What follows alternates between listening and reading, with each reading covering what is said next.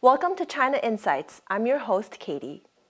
A Chinese province wants people to marry more and have more children, according to a policy proposal that intends to help correct the country's self-inflicted demographic decline. The local government of Shanxi province proposed that the authorities create a good matchmaking environment so that women can give birth in their optimal reproductive period. That period is between the ages of 21 and 29. To build up this environment, the proposal calls for the government to provide housing and education benefit for the married couples who intend to have children.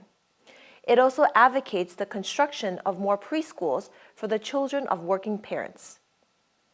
The Chinese government seems to be trying to reverse the results of the disastrous and brutal one-child policy. China has the most people of any country on earth, but its population is facing rapid decline. Starting in 1980, the Communist Party's one-child policy prevented the births of 300 to 400 million children. Family planning officials forced millions of women to have abortions and imposed steep fines on anyone who managed to give birth without authorization. In 2016, the family planning policy was relaxed to allow 2 children for each couple.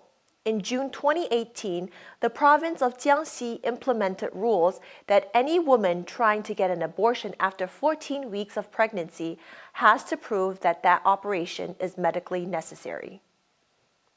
Other provinces have started to create similar measures, but there are many factors that make it hard for China to pull out of its population decline. Aside from violating the people's basic rights, the one-child policy also created 2 major side effects. First, as China grew wealthier and more urbanized, young people reproduced later and less.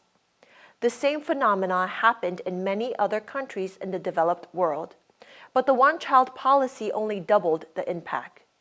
Because of this, China's population is aging much faster than normal. Last year, only 14.7 million children were born in China. That might not sound like a small number, but it's outweighed by the rapid aging of China's baby boomer generation born in the 1950s and the 1960s. By 2022, China will be considered an aged country like Japan or Germany.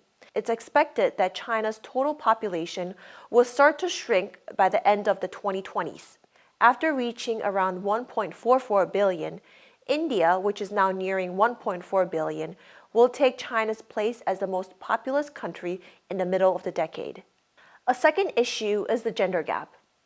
The popular preference for male heirs led to many Chinese parents aborting female children until they got a son.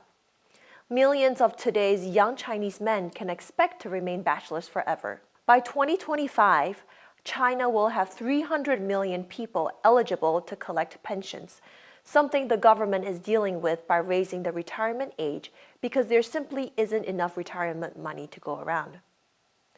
This policy will force young people to spend even more money and time caring for their elders and leave them with less incentives to have their own children. Socioeconomic and political conditions also present challenges for those trying to solve China's demographic crisis. Traditional society was focused on agriculture, placing value on large families. The modern urbanized culture is highly competitive, encouraging men and women to pour their energies into their careers and lifestyle. This is especially intense in Asian countries, like China's 996 work week and the infamous long hours that Japanese salarymen are expected to put in. Under the Chinese Communist Party, government corruption and vested interests run rampant. Decades of population control have allowed the family planning authorities to become a powerful political group, which pushes back against attempts to reform. There is still a 2-child policy on the books, and those who violate it can be penalized. In addition, some scholars say that the Communist Party would prefer to be discreet in rolling back family planning laws. Openly reversing the one-child policy after promoting it for nearly 40 years would seem hypocritical. Such a move could spark a wave of anti-government and anti-party sentiment. Thank you for watching. If you found this video informative, please like, subscribe, and stay tuned for more China insights.